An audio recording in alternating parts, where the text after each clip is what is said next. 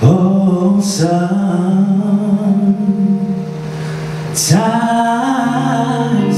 ooh, sometimes you have to encourage yourself. Ooh, sometimes you have to speak victory during the test. And no matter how you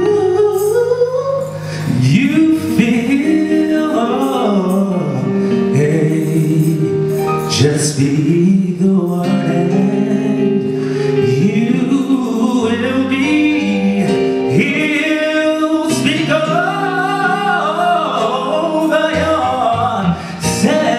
yourself, encourage yourself. Ooh, now in the Lord. Can y'all sing this with me in the audience? Sometimes you have to encourage yourself. Sometimes you have to speak victory during the test.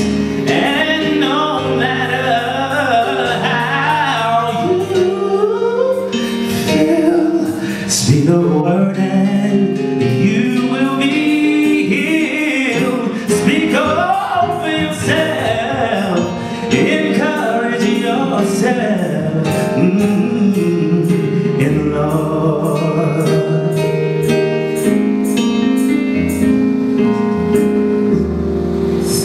Sometimes you have to encourage yourself.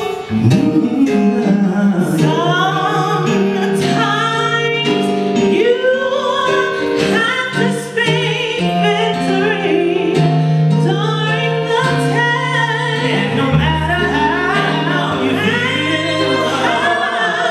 you feel, speak the word over your life. You will be over yourself, encourage yourself, serve the Lord.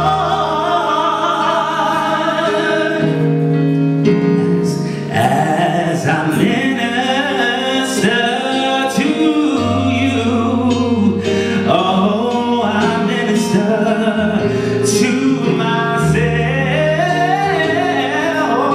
Yeah, life can hurt you so till you feel that there's nothing else. No matter how you feel, speak the word over your life and you will be healed. Speak over yourself, encourage yourself in the Lord. Ooh, speak over yourself, encourage yourself in the Lord. All right, impromptu. Thank you.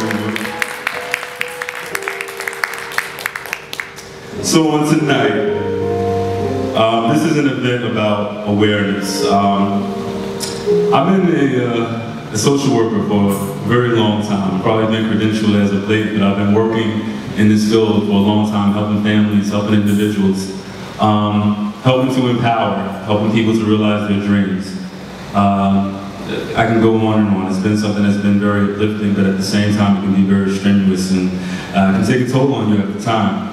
And one of the things that I realized as a clinician, as of more recently working with families and doing therapy, is that one of the congruencies that I found is that there seems to be some challenges in the educational or cognitive developments of many of the clients that I work with who also have other diagnoses that are closely related to it, such as ADHD, and on and on.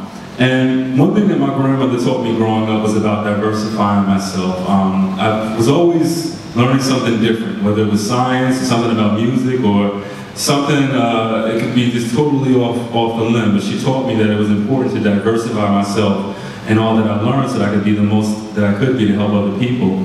So I made some decisions that I wanted to understand computers, that I wanted to understand music, I wanted to understand audio engineering, I wanted to understand fitness and nutrition.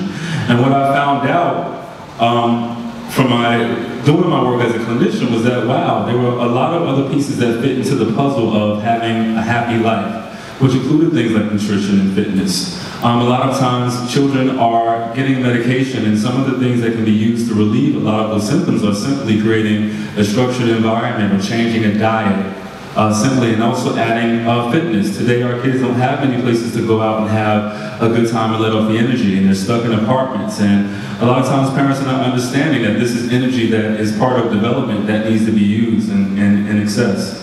So I've made a lot of discoveries in kind of getting education from different areas. And one of the biggest things that has been on my heart has been the fact that I've done therapy with children who are 17, 16, 18, and can't read the word cat, but are being promoted in our schools. The purpose of this is not to grunt about the school system, so to bring awareness about some of the challenges that some parents are facing at this given moment. And what I believe is that when you have a community where there are stakeholders, or people who have the interests, or those people who benefit from the system, and you have those people come out and speak and have a voice, that's when change happens. So the purpose of this concert was about creating a voice for many people who don't have a voice, for those people that don't know about their rights in education. You know, I've heard a lot of arguments over the years. It's the teacher argument, it's the parent argument, it's the student argument, and at the end of the day, it does take a village to raise a whole child. And there has to be some accountability in this web of inclusion that I call, from the student to the parent to the teacher to the administrator and on and on. And I think these are things that we need to look at and examine as we move into the future with our system.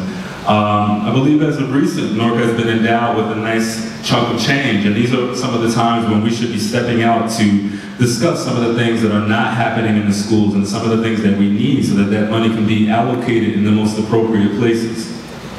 So those are just some of the reasons. I thought that you know, having the gift of music would help to bring some people out. I'm a little disappointed that some people who were supposed to be here are not here, but we're going to move forward, because at the end of the day, this is going to be a video, and people are going to see the video, right? So we're going to just keep it going. And as we move on to the next year and the next, and it'll slowly build. So that's just how it'll keep going. So with this, I'm going to call Sonia Schumann back up very quickly to the stage. She's going to speak as a parent who has had a child in the Newark educational system and has experienced what it's like to have a child out of district, and that's something that a lot of parents would like some information on.